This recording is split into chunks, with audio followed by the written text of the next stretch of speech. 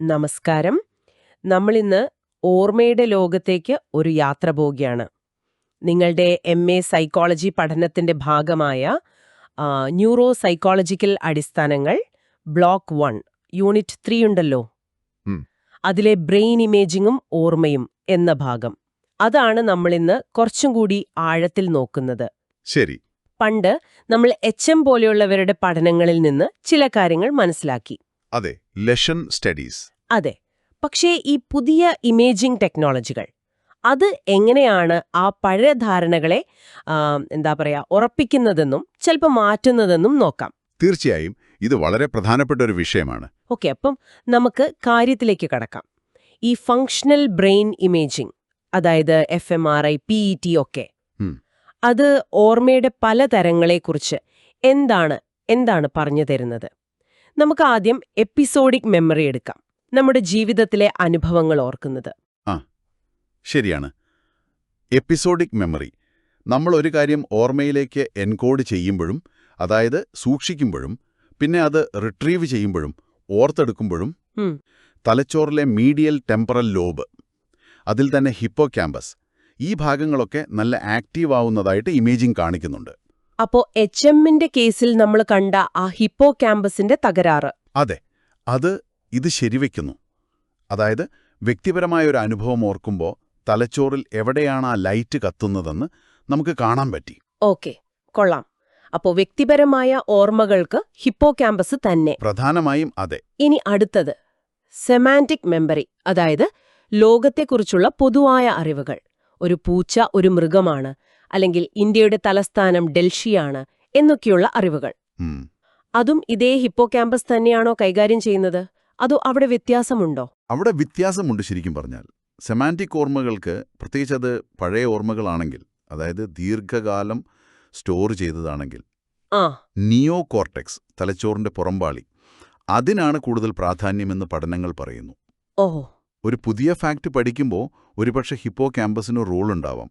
പക്ഷെ കാലക്രമേണ അത് കോർട്ടെക്സിലേക്ക് ഒരു കൺസോളിഡേഷൻ പോലെ നടക്കുന്നു എന്ന് കരുതപ്പെടുന്നു. അതായത് അനുഭവങ്ങൾ പോലെ എപ്പോഴും ഹിപ്പോ ക്യാമ്പസിനെ ആശ്രയിക്കുന്നില്ല. അതെ, അറിവുകൾ കുറച്ചുകൂടി വ്യാപിച്ചു കിടക്കുന്നു കോർട്ടെക്സിൽ. ഓക്കെ, അപ്പോ അനുഭവങ്ങൾക്കും അറിവുകൾക്കും തലച്ചോറിൽ വ്യത്യസ്തമായ ഊന്നലുകളുണ്ട്.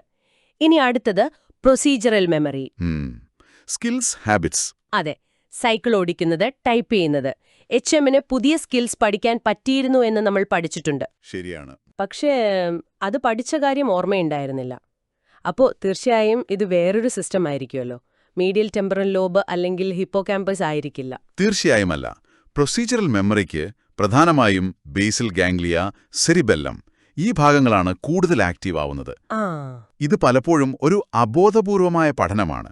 എങ്ങനെ ചെയ്യണം എന്നുള്ള ഓർമ്മയാണത്. അതെ, നമ്മൾ ആലോചിച്ചിട്ടല്ലല്ലോ സൈക്കിൾ ബാലൻസ് ചെയ്യുന്നത്. അതുതന്നെ. അപ്പോ എപ്പിസോഡിക് മെമ്മറി പോയാലും പ്രൊസീജറൽ മെമ്മറി വർക്ക് ചെയ്യാം. HMന്റെ കേസ് അതാണ് തെളിയിച്ചത്. ഇമേജിംഗ് ഇത് സ്ഥിരീകരിക്കുന്നു. വളരെ വ്യക്തമായി.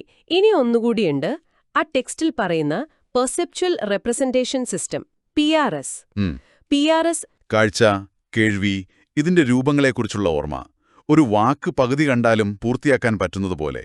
പ്രൈമിംഗ് എന്നൊക്കെ പറയുന്നില്ലേ? അതെ, പ്രൈമിംഗ് PRSന്റെ ഒരു പ്രധാന ഭാഗമാണ്. നമ്മൾ മുമ്പ് കണ്ടൊരു രൂപം അല്ലെങ്കിൽ കേട്ടൊരു ശബ്ദം, അത് പിന്നീട് തിരിച്ചറിയാൻ എളുപ്പമാവുന്നത്.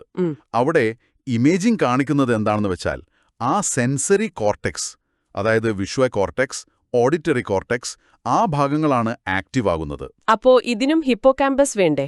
വേണ്ട, അതാണ് പ്രധാനം. ഇത് ഒരുതരം ഇംപ്ലിസിറ്റ് മെമ്മറിയാണ്, അതായത് അബോധ ഓർമ്മ. ബോധപൂർവം ഓർത്തെടുക്കുന്ന എക്സ്പ്ലിസിറ്റ് മെമ്മറി പോലെയല്ല. ഓക്കെ, അപ്പോ ചുരുക്കത്തിൽ പറഞ്ഞാൽ ഈ ബ്രെയിൻ ഇമേജിംഗ് ടെക്നോളജികൾ ഓർമ്മയെന്ന് പറയുന്നത് ഒറ്റ സംഭവമല്ല. അല്ല. പലതരം ഓർമ്മകളുണ്ട്. അതിനെല്ലാം തലച്ചോറിൽ അതിൻ്റെതായ നാഡീപരമായ അടിസ്ഥാനങ്ങളുണ്ട് എന്ന് തെളിയിക്കുന്നു. കൃത്യമായി. എപ്പിസോഡിക്, സെമാന്റിക്, പ്രൊസീജറൽ, PRS ഇവയെല്ലാം വ്യത്യസ്തമാണെന്ന് കാണിക്കുന്നു. ഒരു സൈക്കോളജി വിദ്യാർത്ഥി എന്ന നിലയിൽ ഇതിൽ നിന്ന് കിട്ടുന്ന ഏറ്റവും പ്രധാനപ്പെട്ട കാര്യം എന്തായിരിക്കും? എനിക്ക് തോന്നുന്നത്, നമ്മൾ സൈക്കോളജിയിൽ പഠിക്കുന്ന തിയറികൾ, ഓർമ്മയെക്കുറിച്ചുള്ള ആശയങ്ങൾ, അതിന് തലച്ചോറിൽ ഒരു ഭൗതികമായ അടിസ്ഥാനമുണ്ട്, കൃത്യമായ സ്ഥലങ്ങളും പ്രവർത്തനങ്ങളുമുണ്ട് എന്ന് മനസ്സിലാക്കാൻ പറ്റിയെന്നതാണ്. ശരിയാണ്. തിയറിയും ബയോളജിയും തമ്മിലുള്ള ഒരു പാലം. അതെ. HM ഒക്കെ തന്ന സൂചനകൾക്ക് ഇമേജിംഗ് വ്യക്തമായ ചിത്രം നൽകി. ഓർമ്മയുടെ ആ സങ്കീർണത മനസ്സിലാക്കാൻ ഇത് അത്യാവശ്യമാണ്. വളരെ ശരിയാണ്. അപ്പോൾ അവസാനിപ്പിക്കുന്നതിന് മുൻപ് ഒരു ചിന്ത അല്ലെങ്കിൽ ഒരു ചോദ്യം നിങ്ങൾക്കും കേൾക്കുന്നവർക്കും വേണ്ടി. ഓക്കെ. ഈ വ്യത്യസ്ത ഓർമ്മ സിസ്റ്റങ്ങൾ ഹിപ്പോകാമ്പസ്, നിയോകോർട്ടെക്സ്, ബേസൽ ഗാംഗ്ലിയ ഇവയൊക്കെ ഒരു പരിധിവരെ വേറിട്ടാണ് പ്രവർത്തിക്കുന്നത് എന്ന് നമ്മൾ കണ്ടു. അതെ. പക്ഷേ യഥാർത്ഥ ജീവിതത്തിൽ നമ്മളൊരു കാര്യം ഓർക്കുമ്പോൾ ഇവയെല്ലാം ഒരുമിച്ചല്ലേ പ്രവർത്തിക്കുന്നത്? ഒരു പഴയ യാത്ര ഓർക്കുമ്പോൾ അവിടുത്തെ കാഴ്ചകളും എപ്പിസോഡിക്, ആ സ്ഥലത്തെക്കുറിച്ചുള്ള അറിവും സെമാൻറ്റിക്, ഒരുപക്ഷെ അവിടെ കാർ ഓടിച്ചതോ മറ്റോ പ്രൊസീജിയറൽ. ശരിയാണ്, എല്ലാം ഒരുമിച്ച് വരും.